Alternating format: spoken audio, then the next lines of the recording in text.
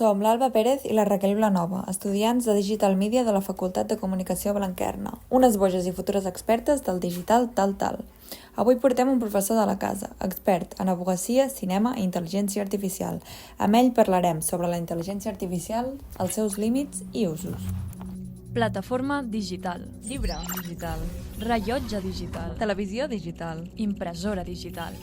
Termòmetre digital. Càmera digital. Que sí, tot el que te vulguis, tot digital. Som la capital digital. Sempre parlem d'un tema digital tal.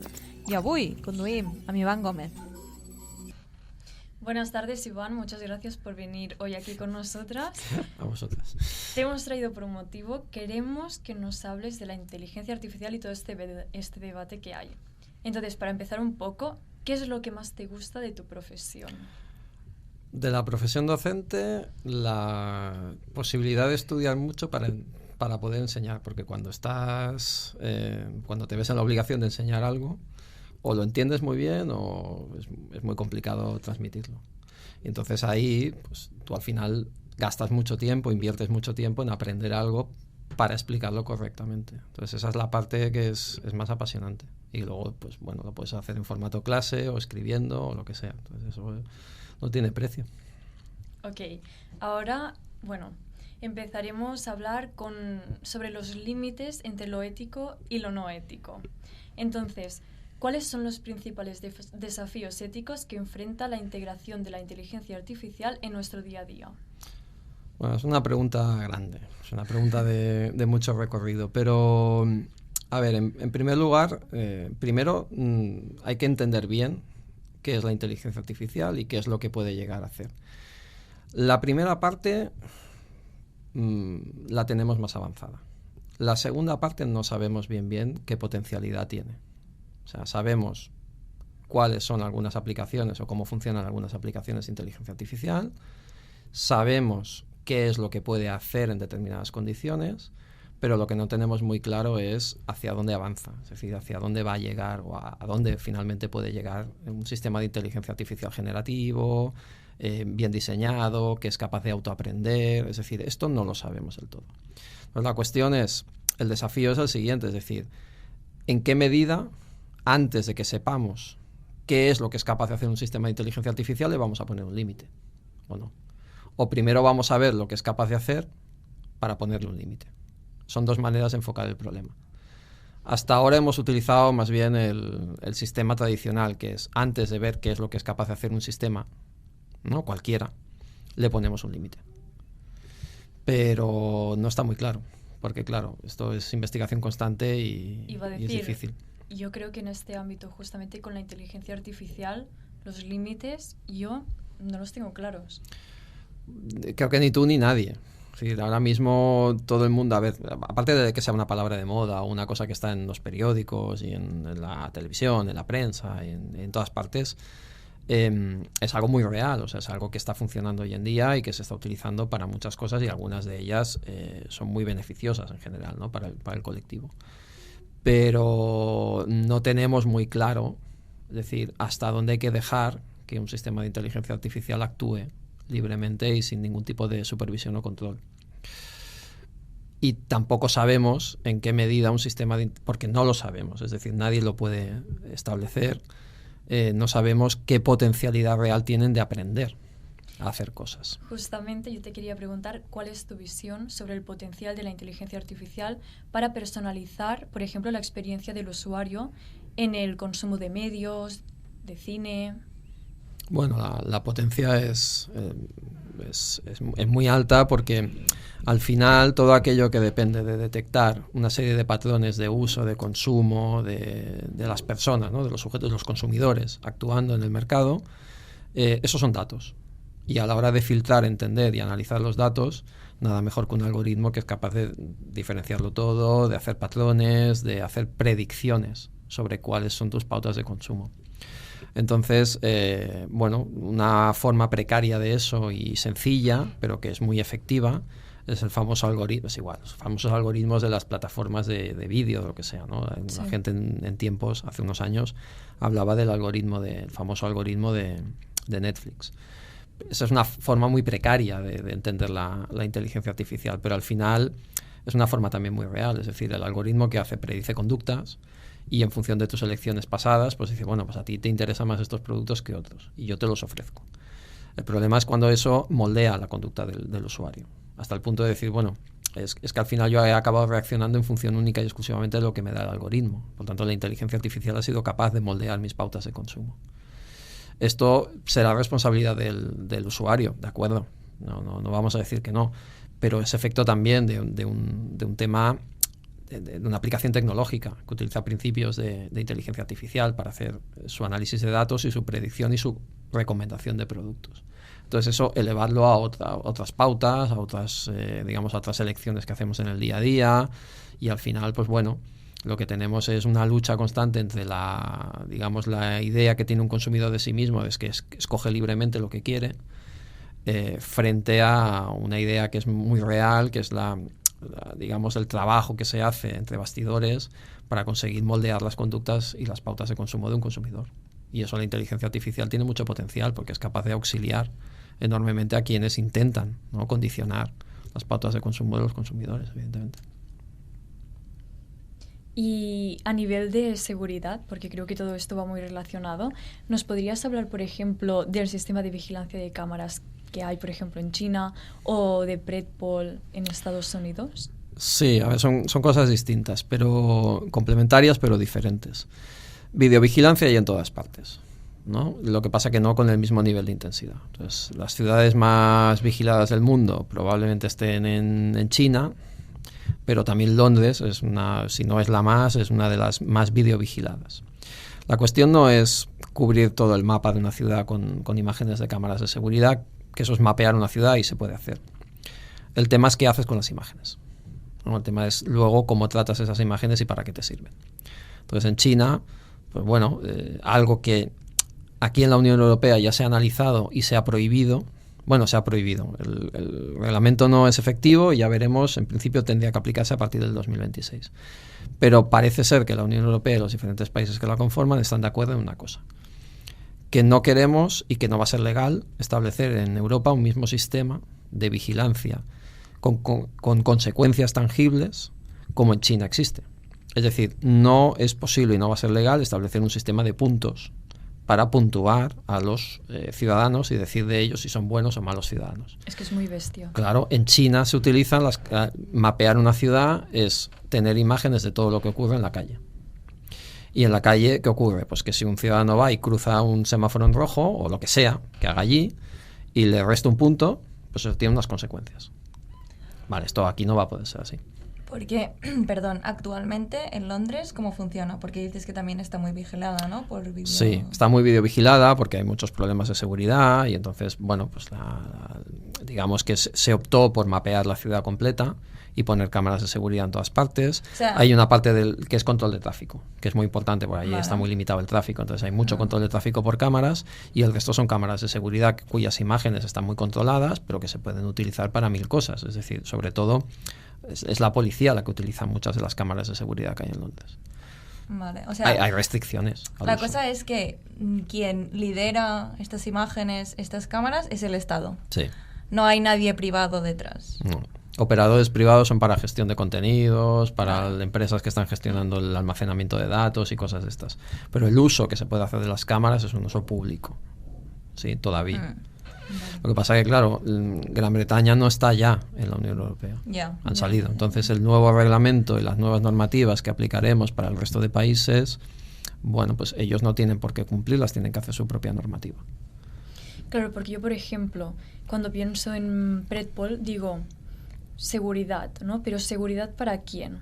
Entonces, aquí, si nos haces brevemente... Sí. Esto es más complicado, porque esto ya es meterse en el uso de imágenes, datos cruzados, datos biomédicos, biométricos también de gente, es decir, todo tipo de datos que tú puedas cruzar para hacer una predicción sobre qué capacidad tiene una persona de ser un delincuente y ser reincidente. Esto es lo que hace Predpol. Fundamentalmente cruza datos geográficos de ubicación, imágenes, antecedentes policiales, antecedentes judiciales, atestados policiales, todo.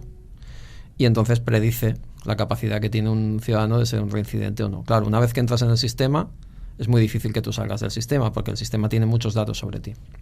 Claro, una vez que entras porque has sido detenido por algo, entran todos tus datos de ubicación, de dónde vives, con quién te relacionas, es decir, todo lo que esté informatizado, que sea un dato que tú puedas cruzar policialmente, lo van a usar. Y ya ha quedado allí. Y queda ahí dentro. Entonces, claro, que eso sea capaz de predecir que tú vayas a ser un delincuente o no, o vas a ser reincidente o no, en función... Esto es muy complicado de aceptar, pero lo están utilizando.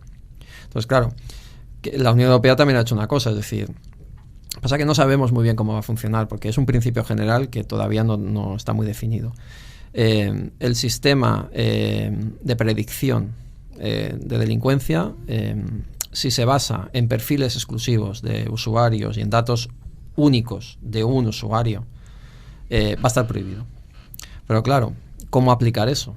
Es decir, básicamente lo que quiere evitar la norma de la Unión Europea es un etiquetaje. Es decir, una persona que porque ha tenido un antecedente policial, ya el sistema lo califique peor y lo mire con más desconfianza.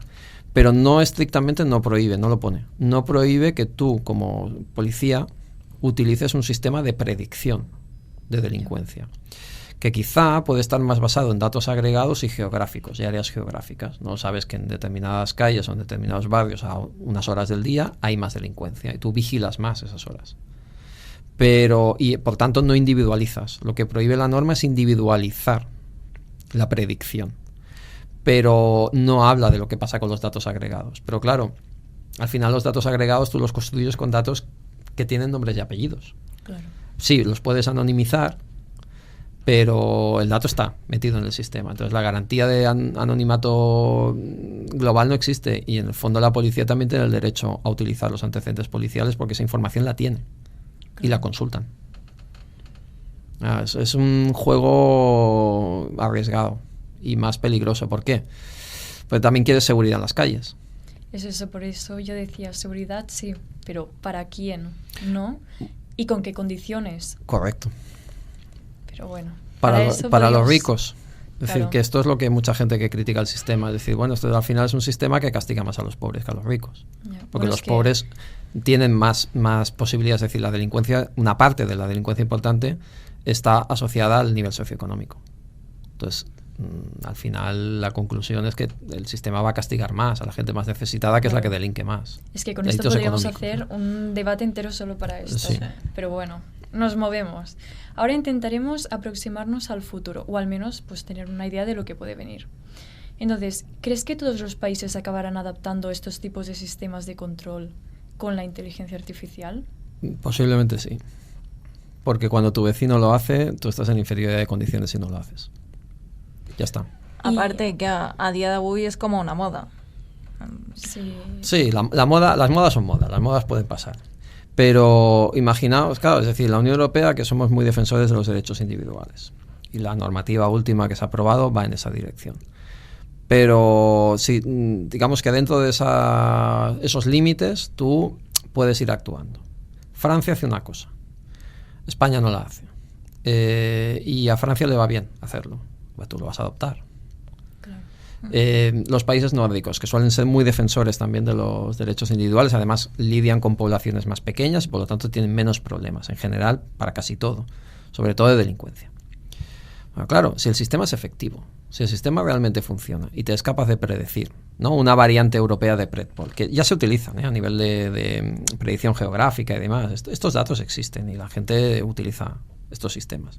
Pero la policía dice, es que si yo contrato y fabrico un software o lo encargo y me lo programan y me es capaz de decir en qué zonas necesito poner más vigilancia Lo a adapto. determinadas horas del día, pues hombre, a ver, es que ¿cómo no voy a hacerlo? Claro. Entonces, ¿tú crees que la inteligencia artificial va a ir a más o que la restringirán? Porque también hay gente que dice, bueno, a lo mejor esto luego solo serán herramientas que quedarán restringidas al público y que determinadas empresas o instituciones... No, irá mucho más, o sea, hasta que llegue el... Es que estamos viendo el inicio. Es decir, es que todo esto es el inicio. Es que ya no parece el inicio, esto Es el ya inicio. va muy rápido. Es el inicio, es decir, la potencialidad, lo único que puede limitar el desarrollo de la inteligencia artificial un tiempo es la capacidad de procesamiento que tengan los chips actuales. Es decir, ahora se va más lento, ¿no? Pero hace unos años todavía regía eso de la ley de Moore, ¿no? Es decir, cada 18 meses duplicamos la capacidad de procesamiento de un chip. Cada 18 meses. Pero ahora ya se va más lento, porque es más complicado. Entonces, desde el almacenamiento de datos, que es exponencial, la cantidad de datos que generamos es exponencial y es ingobernable, hasta la propia velocidad de procesamiento de esos datos, se ha ralentizado un poco. Sentido, se ha ralentizado coste-posibilidad, es decir, es muy caro seguir al mismo ritmo. Entonces, se están estudiando otros sistemas, tanto de almacenamiento como de procesamiento. El procesamiento cuántico está ahí. O sea, es decir, ahí sí que es verdad que no sabemos muy bien cómo va a acabar eso, pero cuando los ordenadores puedan procesar a otras velocidades ya exponencialmente superiores, bueno, no sé si decirte que vamos a ver saltos exponenciales y seguramente los veamos. Y luego el almacenamiento. Hay nuevos sistemas de almacenamiento que son capaces, con otros materiales, de almacenar mucho más en mucho menos y de forma mucho más efectiva y más duradera que el digital. Bueno, decían que... Me acuerdo que estuvimos hablando el año pasado con un profesor y nos decía que las nuevas granjas eran granjas de datos. Sí, no, claro. Que la gente ya se dedicaba a comprar, no sé, un trozo de parcela y hacer ahí una granja. Pones servidores, Sí. pones datos, es decir, así se minan, ¿no? los bitcoins, o bueno, se minaban los bitcoins así. Es multiplicar la capacidad de procesamiento y poner bichos enormes con una capacidad, una potencia de procesamiento brutal y un consumo energético enorme y bueno, pues hacer de servicio, ¿no? Es decir, a grandes empresas que gestionan datos y que administran datos. Información es poder. Es Sí, decir, todos siempre nuestros ha sido. datos en realidad no nos damos cuenta y tienen mucha importancia y nosotros los damos un poco, ¿no?, de forma gratuita en todo, ya redes sociales, Lo webs. regalamos. Sí, totalmente. Y realmente es eso, información Sí, es poder. los regalamos. Los datos, una vez que te abres una cuenta, los regalas.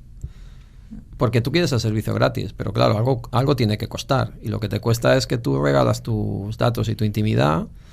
Hasta un límite tú decides, pero bueno, hay muchas cosas que las tienes que regalar si quieres hacerte el vídeo de TikTok o lo que sea que te quieras hacer. Claro. ¿Y qué sectores se verán más afectados por la inteligencia artificial? Esta pregunta ya es más difícil, yo no lo sé, pero probablemente, la inteligencia artificial va a tener aplicaciones buenas y muy importantes en biomedicina, eso seguro. En bioinformática también está muy vinculado y eso tiene otras aplicaciones, ¿no? Para los arquitectos va a ser algo fabuloso, para los médicos también. Hay otros, depende del tipo de actividad, es decir, por ejemplo, un diagnóstico, un diagnóstico médico, ¿no? Yo creo que siempre una persona va a requerir, es decir, tenemos más confianza todavía en las personas que en las máquinas. Sí. Entonces, tú quieres que un diagnóstico te lo haga una persona, aunque sepas que la persona maneja menos datos que una máquina. Pero es una persona. Entonces confías en lo que ha estudiado, confías en lo que hace y quieres un diagnóstico que venga de esa persona. Sí, basado en pruebas, en datos, en lo que sea. Pero nadie va a ir a un médico y una máquina le va a decir, mire, tómese un ibuprofeno. Esto todavía no hemos llegado ahí. Entonces, bueno, la inteligencia artificial será un auxilio en medicina para 1000 otras cosas, pero no para hacer los diagnósticos, pero no para analizar realmente a la persona, para visitarla. Para esto queremos personas que nos lo hagan. Y es como la docencia. O sea, se vio en la pandemia. Es decir, la pandemia era todo virtual, todos metidos en casita. No te tenías que mover de tu casa para hacer una clase. Pues la gente no hacía las clases porque aquello era un delirio. Ya. Entonces la gente, por mucho que te cueste venir a la universidad o decir, no, es que yo quiero ir a clase. Es que esto en tu casa no haces clase. No. Y aparte, que somos animales sociales. O sea, Correcto. que nos gusta relacionarnos con la gente. Y necesitas venir porque no es el mismo tipo de intercambio que con las pantallas. Las pantallas son un auxilio para muchas cosas. Pero se ha visto que hay un montón de actividades que dependen realmente del contacto humano. Y eso la inteligencia artificial no lo puede hacer. Y por ejemplo, ahora, pues como nosotros en el sector de la comunicación, ¿qué cambios podríamos esperar? Bueno, yo creo que de acceso, o sea, todo lo que es el almacenaje, el poner a disposición datos, contenidos, esto, por ejemplo, va a ser mucho más eficiente en el futuro. Y una parte también va a depender de programar sistemas de inteligencia artificial para gestionar el almacenamiento de datos, el suministro de datos, de programas, todo esto va a mejorar muchísimo. Lo que es probablemente el acceso a un determinado tipo de información también. La comprobación de que los datos que tienes son correctos, todo esto que, bueno, que haces, tradicionalmente se había hecho de maneras manuales, ¿no? Es decir, oiga, yo tengo que comprobar una información y la tengo que comprobar 2 o 3 veces para que la información sea buena, ¿no? Aquello de los periodistas de los dobles o triples checks, ¿no? de la información. Pero ahora te lo va a poder hacer una máquina. Y una máquina te va a decir, esta imagen es correcta o no es correcta, es auténtica o no es auténtica. ¿Por qué? Porque lo hacen más eficientemente que nosotros. Pero no pueden hacer esto. Que la máquina es una máquina, o sea, la máquina te puede decir lo mismo que estoy diciendo yo, pero no lo estoy diciendo yo. Claro, ahí iba yo también un poco. Es decir, ¿tú crees que, por ejemplo, la interacción entre humanos también se verá afectada debido a la inteligencia artificial? Esto es más difícil de decir. Yo creo que seguramente no del todo, porque habrá gente que a lo mejor dice, bueno, pues yo qué sé, también hay gente ahora que prefiere hablar con su perro que con gente, ¿no? Y no pasa nada. Pero esto es como lo de la película Her, ¿no? Si la habéis visto, ¿no? Es decir, te puedes enamorar de una inteligencia artificial, o sea, te puedes enamorar de alguien que no has visto, te puedes enamorar de un programa informático. Pues hombre, no. Quiero decir, la mayoría de gente no, y algún excéntrico sí. Pero seguimos hablando cara a cara y seguimos relacionándonos entre nosotros. No creo que eso cambie demasiado. ¿Qué puede hacer una inteligencia artificial por ti a la hora de mejorar la interacción? Bueno, pues no sé, es decir, no lo veo. O sea, seguirá requiriendo esto. Ahora, que tengas aquí un montón de pantallas y que muchas de las cosas que estés diciendo las puedas comprobar in situ, sí, claro, eso ya lo podemos hacer y lo haremos mejor en el futuro. Pero seguiremos hablando. ¿Cómo crees que se verán afectadas las futuras generaciones que ya hayan nacido en un entorno de inteligencia artificial? Pues ni idea. Esta no te la puedo contestar bien, porque los impactos de la tecnología en la gente son muy difíciles de medir, sobre todo de cara a futuro.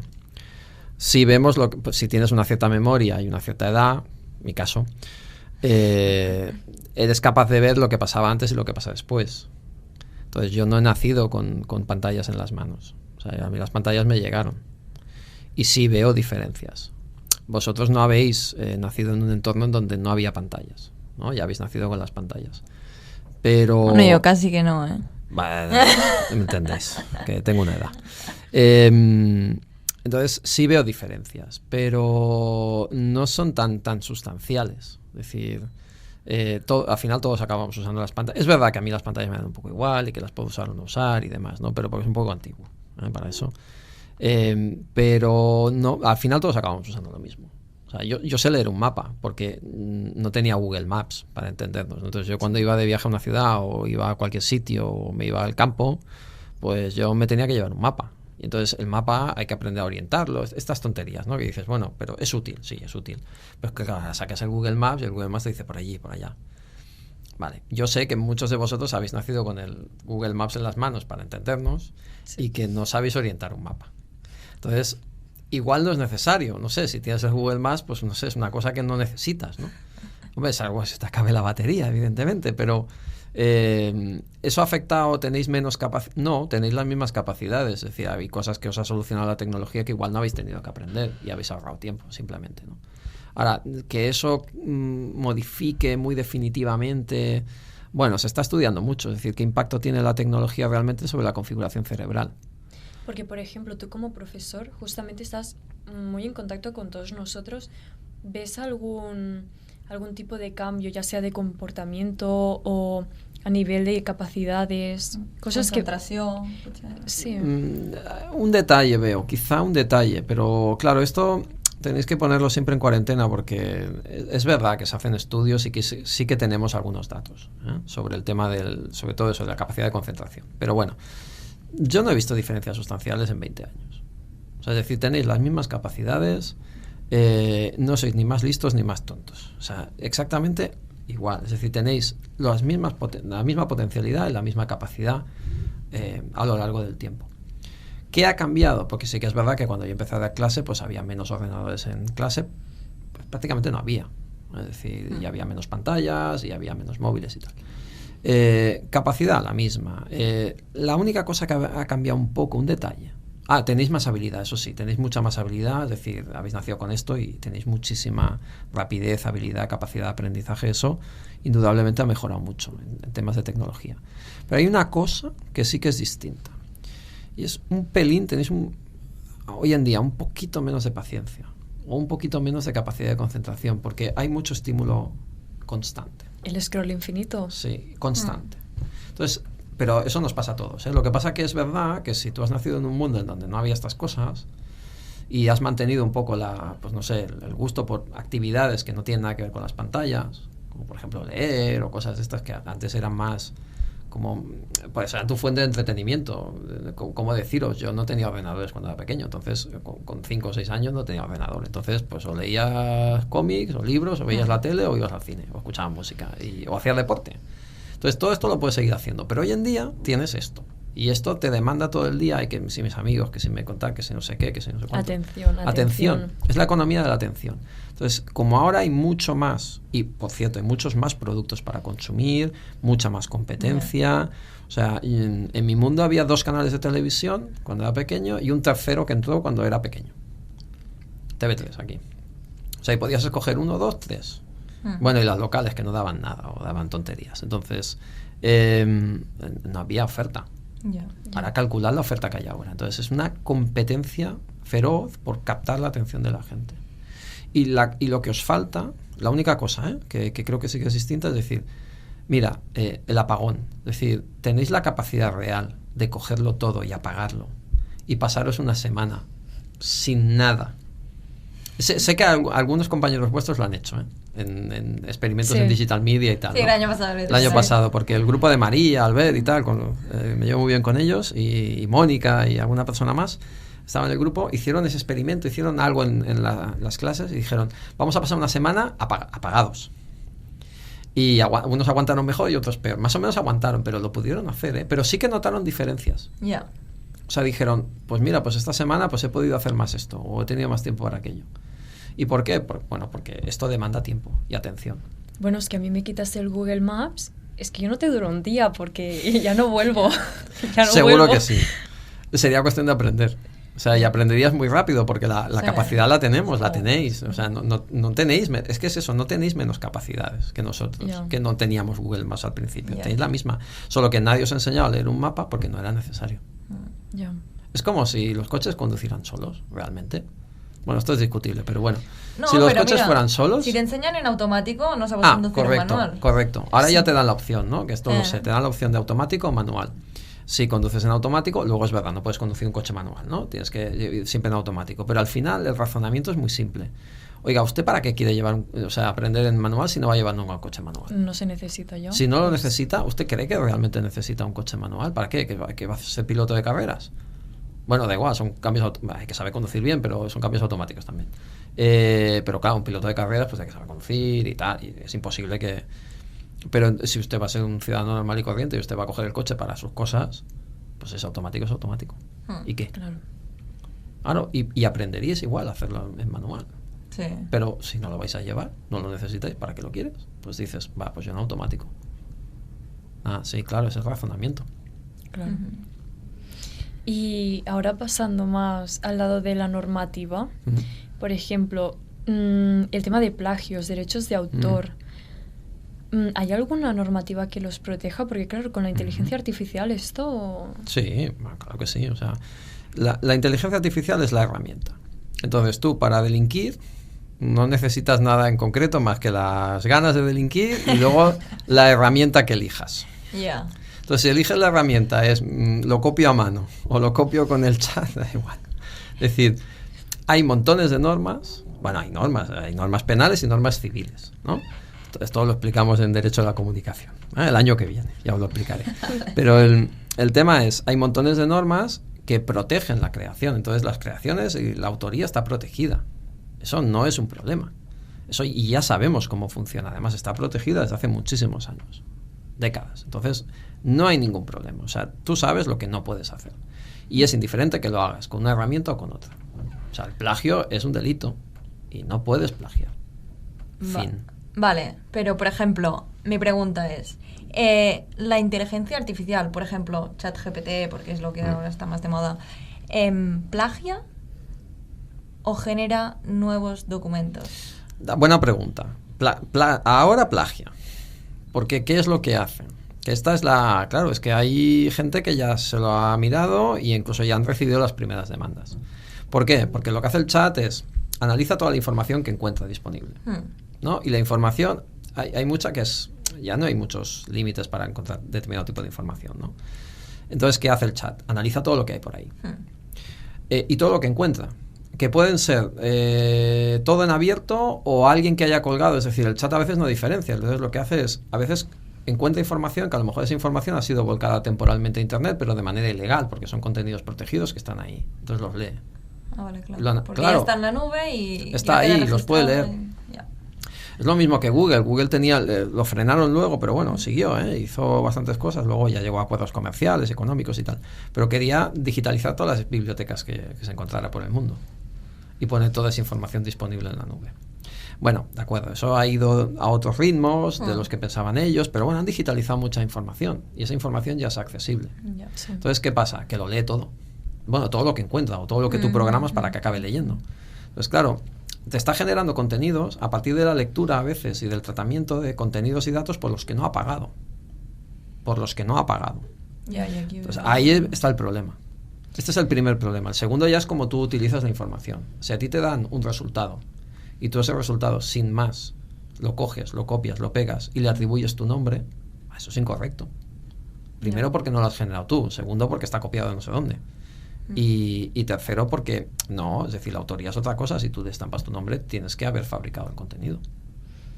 Claro, porque por ahí también yo pienso, si yo le pido que me haga una fotografía, una obra de arte, ¿quién es el autor? Yo porque yo he dado la orden, él porque ha hecho las combinaciones de la información, pero luego, ¿y las combinaciones de la información de quién son? Ya, ahí es lo que yo digo, ¿quién es realmente el autor? La pregunta es buena. Porque claro, tú es distinto en textos y porque en textos ya es directo, ¿no? Es decir, pero claro, tú le dices al chat que funciona igual, pero con un matiz. Tú dices, hazme una pintura, ¿no? Y te hace una pintura. Pero claro, no te hace cualquier pintura. Tú le metes unos parámetros ahí para que te haga una pintura. ¿Vale?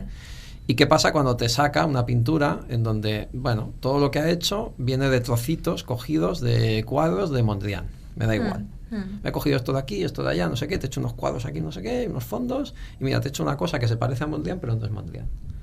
Ya, bueno, no es ningún cuadro de Mondrian, pero lo has hecho a partir de. Y tú a partir de, y tú no has pagado nada por eso. Y esos cuadros están protegidos, o bien da igual, es decir, si el derecho de autor está vigente, está protegido. Y si no, hay que mirar a ver quién lo tiene, qué museo y tal, ¿no? Pero, a ver, vamos a ver, eso está protegido y tiene derechos de autor.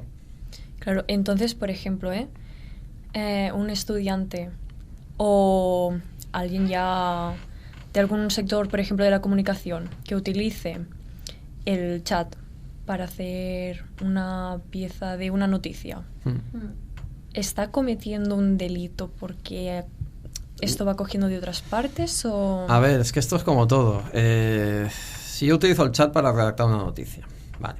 A ver, primero, ¿qué texto me devuelve? ¿De dónde sale la información? ¿De dónde la ha copiado? Si eres capaz de identificarlo. Luego, si la modificas, la estás modificando, ya es otro tema. Si ha copiado algo literal de algún sitio, tú no te has dado cuenta, y esto lo has hecho pasar como que lo has escrito tú, pues es incorrecto. Y hay que ver, porque igual alguien se queja. A ver, los delitos contra la propiedad intelectual, si no tienen denuncia de alguien que se sienta agraviado, pues no se persiguen.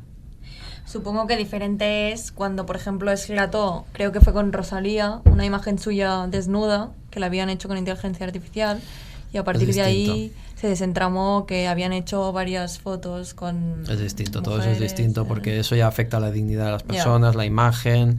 Yo tengo un debate sobre ese tema, pero ya es un debate técnico, sobre si generar una imagen con inteligencia artificial, generar una imagen de una persona, hombre o mujer, desnudo o desnuda, y ponerle la cara real, pero el cuerpo es una generación y es una invención, si eso es realmente un delito o no es un delito de un tipo o de otro, si es una cosa civil más civil que penal, hay un debate, ¿de acuerdo?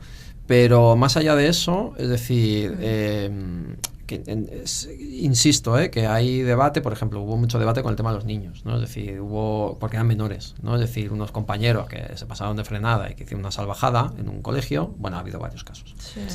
Ya lo sabéis, ¿no? Habían cogido las caras de las chicas, de las compañeras de clase, y habían puesto cuerpos que no coincidían, desnudos y tal, ¿no? No es un cuerpo real y no es el de la chica. Ya. La cara sí, Ya. el cuerpo no. Entonces ahí yo veo un problema. Pero en cualquier caso da igual, o sea, eso lo podían haber hecho dibujándolo también. O sea, es decir, la Ya. herramienta es lo de menos. Ya. Si es que podían haber dibujado los cuerpos desnudos, alguno Sí, que hubiese también, tenido claro. mucha habilidad y haber escaneado la imagen y haberla lanzado igualmente por WhatsApp. Ya. Sí, es verdad. La inteligencia artificial no ha hecho nada que tú no puedas hacer, o sea, lo ha hecho más rápido. Sí. Fin. Sí. Y ahora para darle algo positivo, porque si no nos quedaremos aquí con el mal sabor de boca, ¿cuál crees que puede ser la repercusión a nivel de oportunidades laborales? Seguramente muchas, porque cada vez que hay tecnología nueva, con más aplicaciones, necesitas gente formada y además suelen ser puestos de trabajo técnicos y muy específicos y que requieren gente con formación y tal. Sí que es verdad que hay que calcular, o esto sí que hay que calcularlo, ¿no? Cada vez que una tecnología fuerte, importante, aparece y hace cosas que antes se hacían de forma más manual, ¿no? Quema puestos de trabajo. A cambio, no suministra los suficientes como para compensar todos los que ha quemado. Sí. Pero, bueno, en general entendemos que cualquier avance, contra la tecnología es difícil luchar, y contra el avance, o sea, contra el progreso tecnológico y científico, hay que poner límites y ya en eso estamos. Pero reza el adagio que todo lo que en tecnología se puede intentar, se intentará. Entonces luego ya veremos si lo aplicamos o no y qué límites hay. Pero se hará, y por lo tanto eso generará oportunidades, generará puestos de trabajo, generará opciones para mucha gente, maneras de integrar esa tecnología en muchísimos sectores distintos, y generará expertos en eso, y luego también quemará un tipo de trabajos probablemente, ¿no? Por ejemplo, en derecho, los abogados están asustados, ¿no? Pero hay cosas que la inteligencia artificial puede hacer muy fácilmente y que son del ámbito del derecho, ¿no? Es decir, pues a lo mejor una inteligencia artificial te puede redactar unos contratos así de forma muy rápida y bastante eficiente, pero luego siempre tiene que controlarlos alguien, ¿no? Yeah. Entonces a lo mejor es verdad que necesitarás menos gente a lo mejor para redactar ese tipo de contratos, y gente que solo los vigile muy específicamente, y luego alguno que te maneje el sistema de inteligencia artificial. Bueno, a lo mejor has perdido algunos puestos de trabajo por el camino, has ganado algunos que son muy, muy específicos y que son muy técnicos, pero has perdido lo más manual. Bueno, pero es que la tendencia es esa, es decir, la tendencia es a ir perdiendo todo lo que es muy mecánico y muy manual, ¿no? Y quedarnos, bueno, la tecnología es verdad que todo lo que es repetitivo, manual y fácil de hacer con un proceso estandarizado, pues lo estandariza y te evitas gente. Porque además el coste es menor. Yeah. Claro. Y ahí interviene ya la idea esta de que hay que producir cada vez más eficiente y más barato, ¿no? Bueno, a mí, en mi opinión personal, esto no me parece mal, porque creo que la gente, si está más capacitada, tiene más estudios, también tendrá más recursos, tendrá una vida mejor, no tan Es posible. esclava, ¿no? Como estar, por posible. ejemplo, en una línea o loncheando, no sé. Puede ser. De momento hemos ido con los parones obvios y con con sus matices, pero en principio hemos ido mejorando históricamente. Pero eso es una regularidad estadística.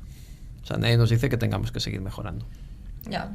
De momento hemos mejorado. Pero bueno, se supone que siempre crecemos un poco más y que vamos un poco mejor, Se ¿no? supone.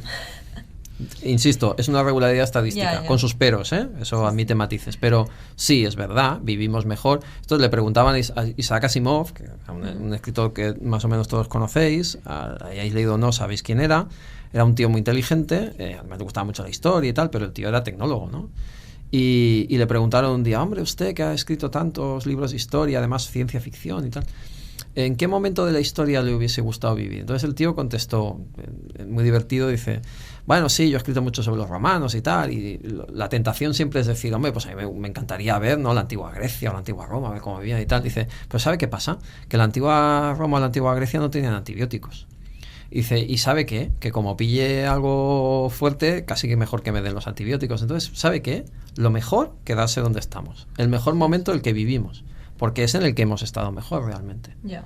Hay un tío que conocía mucho la tecnología y el desarrollo tecnológico y que había estudiado eso al detalle, te decían, desengáñese, el mejor momento histórico siempre es el que vivimos, porque es el momento en el que hemos estado mejor. Nunca hemos estado mejor que ahora. Y eso lo decía hace 25 o 30 años y seguramente todavía lo podemos seguir diciendo. ¿Estamos en el mejor momento conocido? Sí. Seguramente sí. Con matices, seguro. Pero volver al 1960 porque había menos tecnología, eso no tiene sentido. O sea, es una tontería. O volver al año 50 y todos éramos felices. Que no éramos más felices. O sea, que había muchas más necesidades. Ahora, no se vuelve atrás, nunca. O sea, se va para adelante. Y por ejemplo, hablando de la hora, se están creando varios trabajos que son específicos de inteligencia artificial. Es decir, por ejemplo, pues ya pueden ser redactores de prompts, programadores de inteligencia artificial, ¿no? Todo estos son roles que están ahora. Pero yo leí en un artículo de Harvard que decían, a ver, ahora se están creando estos roles, pero en unos años desaparecerán porque todos habremos integrado la inteligencia artificial en nuestro día a día y por lo tanto ya no se necesitarán estos roles específicos. Entonces, esos nuevos trabajos que van a compensar los que hemos eliminado también desaparecerán, entonces nos quedamos un poco cojos. Bueno, es posible, pero siempre si seguimos investigando, si la tecnología sigue avanzando, si la ciencia sigue haciendo descubrimientos, aparecerán nuevos trabajos y aparecerán nuevas maneras de integrar esa tecnología. Entonces, es verdad, a lo mejor un tipo de trabajo que ahora es muy importante, mañana no lo tienes. Pero si tú tienes una persona que tiene capacidad de aprender y que no, es decir, que no está esclavizada ni atada a un puesto de trabajo concreto, porque ese puesto de trabajo es técnico y esa persona tiene capacidad para aplicar los mismos principios en otro sitio, para reciclarse, para seguir aprendiendo más, pues no hay ningún problema. Es decir, al final buscaremos la manera, es decir, de reciclar a esa gente. Se reciclarán ellos solos, porque es que esa gente tiene capacidad. O sea, un programador hoy en día, hoy programa en un lenguaje y mañana en otro. Hoy lo hace de una manera y dentro de 10 años de otra. O sea, no se quedan nunca quietos. Y el que realmente le interesa y le gusta y aprende y tal, pues hace 20 años era programador y las cosas eran de una manera y ahora son de otra completamente distinta. Y no es que sea reciclado, es que es lo natural. Es decir, es ir aprendiendo cómo hacer las cosas de forma distinta. Lo que no tenemos claro, y eso es evidente, ¿no? Es decir, no se puede hacer un cálculo de números al detalle. No sabemos si va a quemar un 10% del mercado, un 15%, un 20%, no lo sabemos.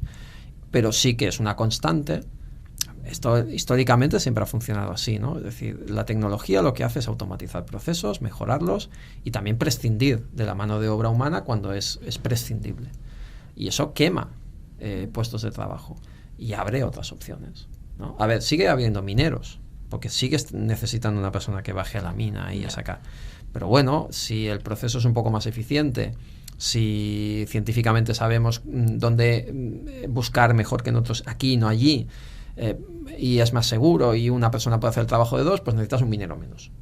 Sí, se siguen necesitando, posiblemente menos que antes, pero se siguen necesitando. Programadores, siempre. A lo mejor para otras cosas, no para lo que están haciendo ahora. Ahora, sí, Harvard lo habrá calculado, pero al detalle es muy complicado decir siempre, este trabajo desaparecerá. Vale, mira, yo siempre pienso, eso es una balanza de riesgo-beneficio. Entonces ya para acabar con esto, ¿tú qué dices? ¿Va para riesgo o va para beneficio? A ver, a la larga yo creo que es más beneficioso que arriesgado. Y es más beneficioso porque siempre, si somos coherentes o mantenemos un poco la cordura o la cabeza donde tiene que estar, siempre habrá personas, y no es una, serán muchas personas en decisiones colectivas que tomen la decisión de hasta dónde dejamos que la tecnología siga avanzando. En el sentido de descontroladamente, es decir, que haga cosas por sí misma. Y cuando hay que frenar y ponerla al servicio de. Porque esto ya se hace y de momento, hombre, a ver, con sus peros también, ¿no? Pero podemos decir, aunque generalizar siempre es complicado, pero bueno, que más o menos, o sea, un poco de cordura a veces demostramos. Tenemos la capacidad de destruir el mundo. Mañana. Porque la tenemos. Es decir, si hay suficientes armas nucleares en el mundo y hay capacidad para destruir el mundo mañana. Y varias veces, porque sí, claro. Y nos evitamos el problema, ya está, ¿no? Es decir, mira, ya no tenemos que pensar en nada. Mañana le damos al botón y adiós. Y ya está, adiós, muy buenas. Pero no lo hacemos. No lo hacemos. Es decir, hay algo que al final nos frena.